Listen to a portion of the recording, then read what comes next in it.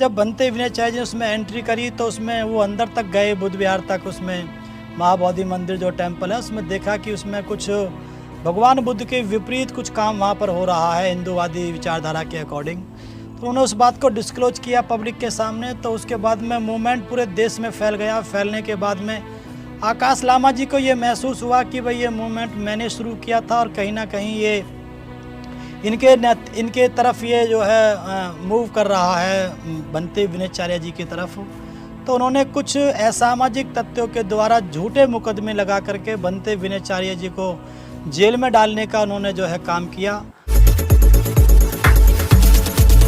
देखिए ये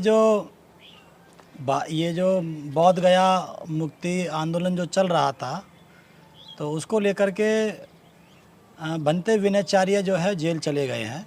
उस मैटर में कुछ उनके ऊपर फर्जी मुकदमे लगा दिए हैं कुछ लोगों ने।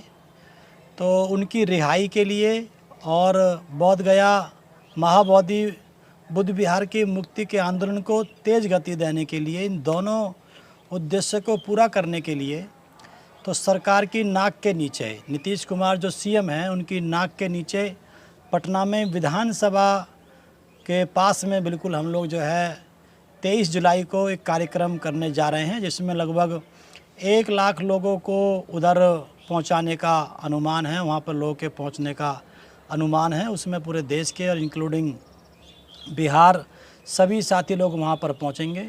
तो उसी के संदर्भ में ये कार्यक्रम रखा गया है, क्योंकि जब ये बनते विनयचार्य जेल चले गए थे तो उसके बाद मूवमेंट पूरा डिस्टर्ब हो गया था।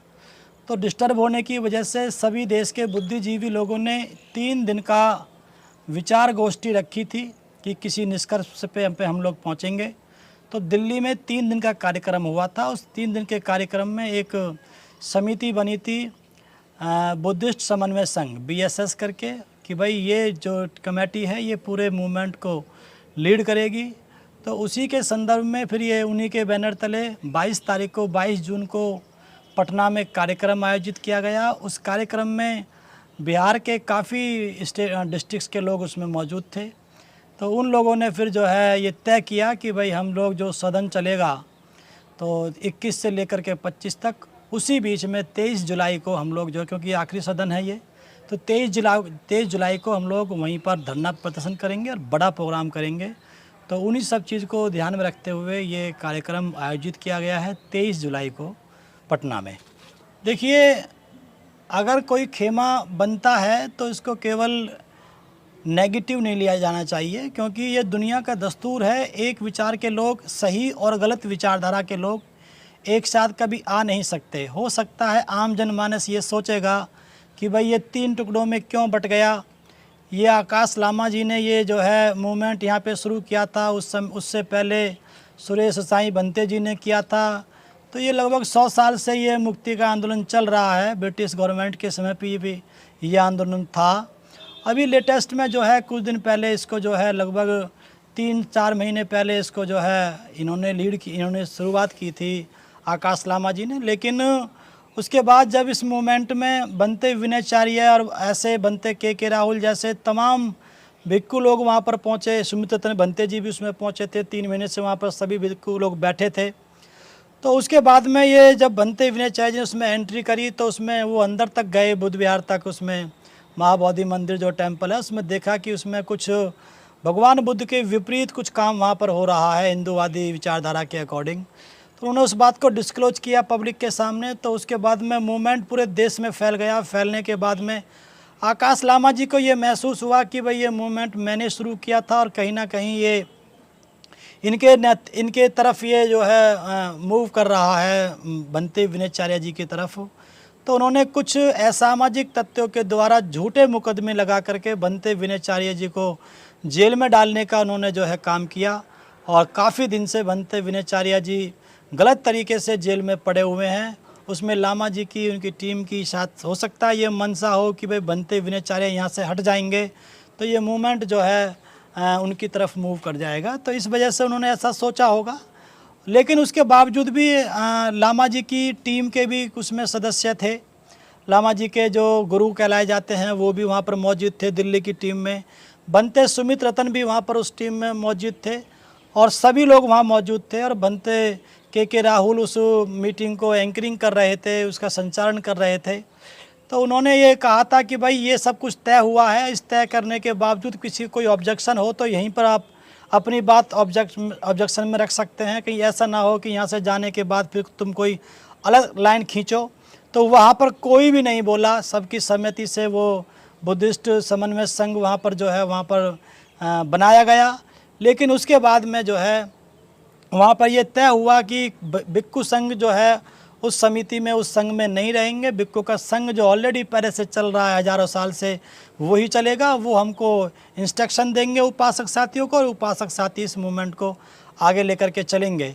लेकिन उसके बाद पता चला कि भंते सुमित रतन जी ने जो 22 तारीख का जो बुद्धिस्ट समन्वय संघ जो दिल्ली में जो आयोजित की जो बनाया गया था, उसके नेतृत्व में 22 जून को यहाँ पे कार्यक्रम रखा गया बिहार स्टेट के लेवल का पटना में। उसके बाद में भंते सुमित रतन जी ने 28 तारीख को जो है अपना प्रोग्राम यहाँ पर आयोजित कर दिया गया। उसमें ये सब चीज़ें दिखाई दे रही हैं कि सभी लोग जानते हैं, पूरे देश के लोग जानते हैं कि भंते सुमित रतन उत्तर प्रदेश में जो है वो अखिलेश यादव जी के पक्ष में काम करते हैं, और जो है आप सभी पूरे देश के लोग जानते हैं।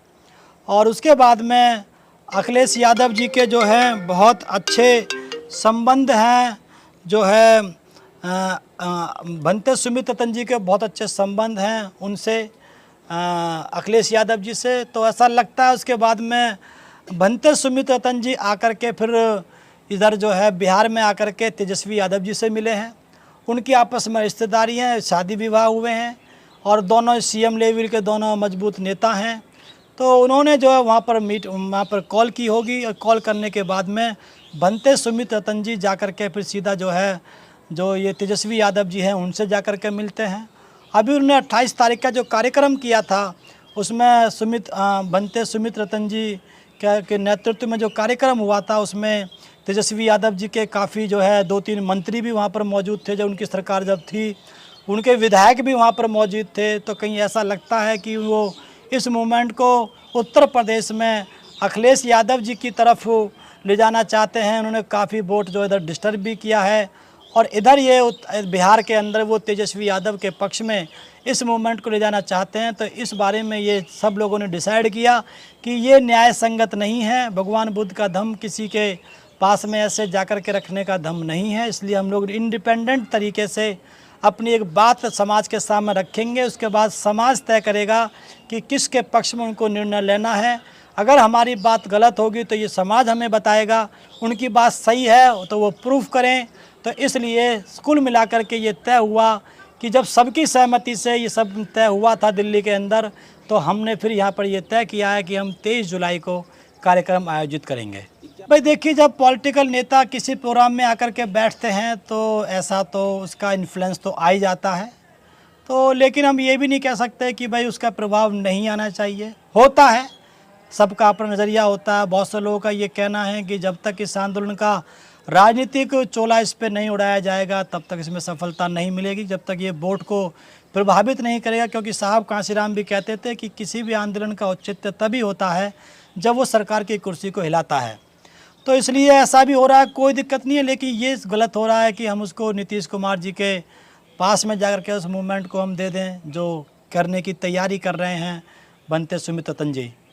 देखिए, सफल होगा ये, हालांकि अब ये लोग प्रयास कर रहे हैं, कोई दिक्कत नहीं है। लेकिन सफलता इसलिए मिल जाएगी कि एक समय ऐसा था कि भाई जैसे आप लोग जिस बात पे कह रहे हैं कि भाई कुआं अलग अलग खोदा गया, भगवान बुद्ध ने कहा था कि तुमको पानी इसलिए नहीं मिल पाया क्योंकि तुमने अलग अलग प्रयास किया था।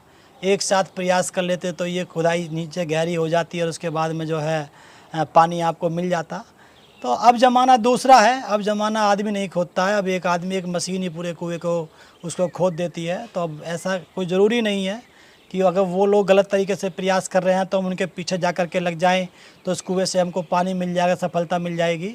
जब उनकी मंशा ही ठीक नहीं है, उनका उद्देश्य ही ये है कि उसमें कमेटी में उनको सदस्य बना दिया जाए, उस टीम का, पहले वाली टीम का, दूसरी वाली टीम का जो है लामा जी, वो जो बनते वाली जो टीम है सुमित रतन वाली, उसमें ये है कि भाई वो ये कहते हैं कि हम तेजस्वी यादव जी से जो है बैठक हमारी हो चुकी है, उसके लिए उन्होंने इस बात को डिस्क्लोज किया है। तो ऐसा नहीं होना चाहिए। पहली बात तो मैं पार्टी से इस समय बाहर हूँ, देखा जाए तो मैं निष्पक्ष हूँ अगर देखा जाए। हालांकि मैं बसपा माइंडेड व्यक्ति हूँ, लेकिन मेरे पास कोई पद नहीं है, इस चीज़ का हम उनको क्ल्यू दे सकते हैं। दूसरी बात यह है कि बीएसपी जो है भगवान बुद्ध को फॉलो करने वाली पार्टी है, बीजेपी भगवान बुद्ध को फॉलो करने वाली पार्टी नहीं है।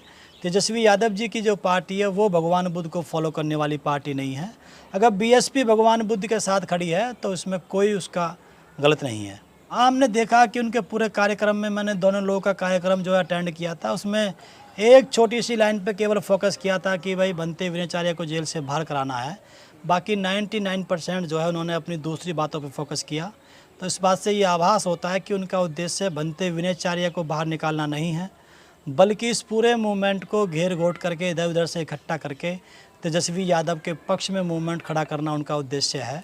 और इस बात का हम जिक्र जो है समय समय पर करते रहेंगे। सर नहीं, आरोप नहीं, वो तो पूरा उन्होंने साफ कहा है कि भाई मैं कांग्रेस में काम कर रहा हूँ, उसके बाद में कांग्रेस से उनको SC ST का जो है उनको SC विभाग का राष्ट्रीय अध्यक्ष बना दिया गया है। तो वो तो साफ साफ कह रहे हैं कि भाई मैं उसके लिए काम करता हूँ, लेकिन उसके बावजूद भी उन्होंने उससे ऊपर उठ करके, पार्टी से ऊपर उठ करके, मूवमेंट हित में, धम्म हित में उन्होंने ये फैसला लिया कि मैं तुम्हारे साथ हूँ।